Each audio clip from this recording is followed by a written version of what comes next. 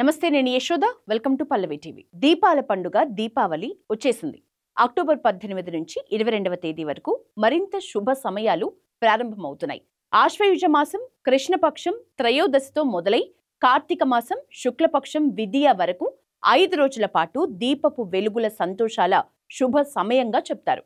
చాలా ప్రాంతాల్లో 5 రోజులు జరుపుకునే దీపావళి పండుగలో 3వ రోజు చతుర్దశి అమావాస్య రోజు చాలా విశిష్టమైంది. దీపావళి రోజున చేసే లక్ష్మీ పూజకు చాలా ప్రాధాన్యత ఉంది. దీపావళి రోజున ఇంటిని దీపాలతో అలంకరించి పటాకులు పేల్చి లక్ష్మీ పూజను చేస్తారు. ఈ ఏడాది అక్టోబర్ 20వ తేదీన దీపావళి పండుగ రోజు లక్ష్మీ పూజ చేసేందుకు శుభ ముహూర్తాల గురించి ప్రత్యేకంగా ప్రస్తావిస్తున్నారు పండితులు. ఈ సమయాల్లో లక్ష్మీదేవి ఆశీర్వాదాన్ని తీసుకోవటం వల్ల వారి జీవితాల్లో ఆనందం, సంతోషం, సంపద, విజయాలు లభిస్తాయని చెప్తున్నారు. దీపావళి పండుగను ఆశ్వయుజ మాసం అమావాస్య రోజు జరుపుకుంటారు. ఈ ఏడాది అమావాస్య తిథి 2 రోజులొచ్చింది. అక్టోబర్ 20, 21 తేదీల్లో అమావాస్య తిథి ఉంది.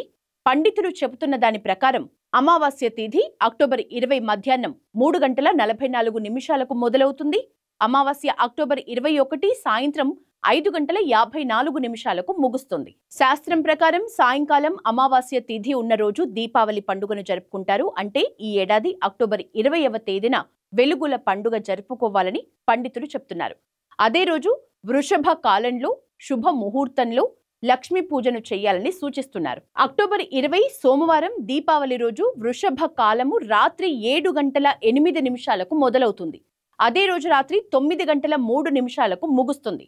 ఈ సమయం మధ్యలోనే లక్ష్మీ పూజకు శుభ ముహూర్తాలు అని సూచిస్తున్నారు పండితులు.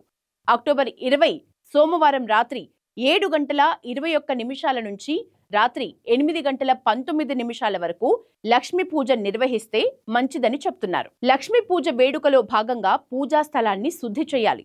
అవసరమైన సమర్పణల్ని సేకరించుకోవాలి.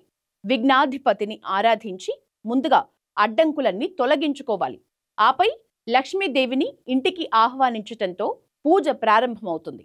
పువ్వులు, నీరు, ధూపం, పండ్లు, తీపి పదార్థాలను నైవేద్యాలుగా దేవతలకు సమర్పించాలి. నైవేద్యాలు ఎంత నిష్ఠ, స్వచ్ఛతతో చేస్తే మనకు అంత భక్తి, సంపద, సమృద్ధి కలుగుతాయి. దీపావళి అంటేనే మన జీవితాల్లోని చీకటిని తొలగించి వెలుగు రూపంలో మరింత మంచి జరగాలని ఆకాంక్షిస్తూ చేసే పూజ. ఈ లక్ష్మీ పూజ సమయంలో మంత్రాల్ని పఠించటం, హారతుల్ని పాడటం చాలా మంచిది. వెదజల్లే ధూప దీపాల సుగంధాలతో ఇల్లంతా ఆధ్యాత్మిక భావనతో శోభాయమానంగా ఉంటుంది.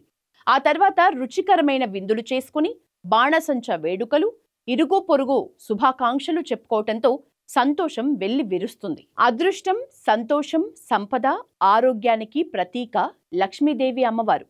అందుకే కోట్లాది మంది భక్తులు ఆ తల్లిని ఆరాధిస్తూ ఉంటారు. చారిత్రక, ఆధ్యాత్మిక ప్రత్యేకత ఉన్న ఈ ఆశ్వయుజ మాసం అమావాస్య రోజు లక్ష్మీదేవిని పూజిస్తే సకల శుభాలు కలుగుతాయని శాస్త్రం చెప్తోంది.